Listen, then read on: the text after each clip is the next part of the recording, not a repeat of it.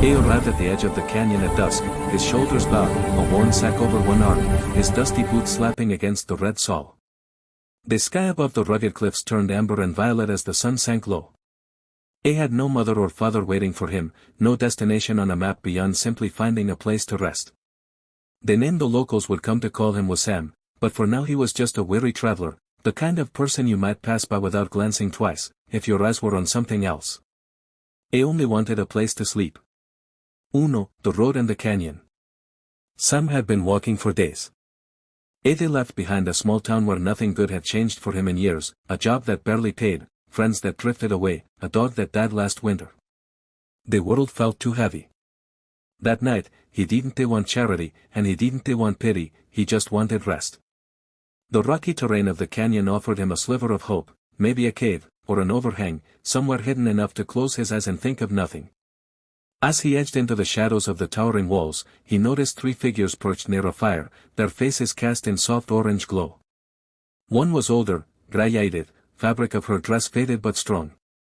The other 2 were younger, tall and gentle, with eyes that held deep sorrow and quiet resolve. Sam froze for a moment, the sack dropping nearly to the ground. Didn't they expect company? The 3 were widows, members of the Apache tribe who had each lost a husband in different ways, one in a storm of nature, another in a distant conflict, the third simply to illness that stole him slowly. They lived together in a modest shelter near the canyon, helping one another survive through seasons of scarcity, weaving baskets, collecting herbs, and telling stories of their husbands when the nights were long. They practiced kindness but wore grief like a second skin.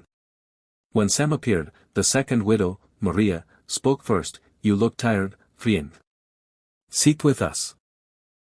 He hesitated, not because he was proud, but because he wasn't used to being welcomed. "Thank you," he said, voice small. He sat on a log near the fire, the heat washing over his face, the twilight air silent but for distant calls of wild birds. The invitation. Over the next hour, they offered him water, then bread, then a warm stew made of native beans and wild onions. Sam asked about the canyon, about the 3 women living here. They each told him a little. The older one, Java, said she remembers when her husband carved her a flute from cedar. The middle one, Maria, said she still hears his laughter when the wind blows. The youngest, Elisa, said her husband's last words were of hope, "See you again when the stars call us home." Sam listened quietly, his own heart stirring with something he hadn't felt in a long time, belonging. He thought, "I am just passing through. You don't deserve more than rest."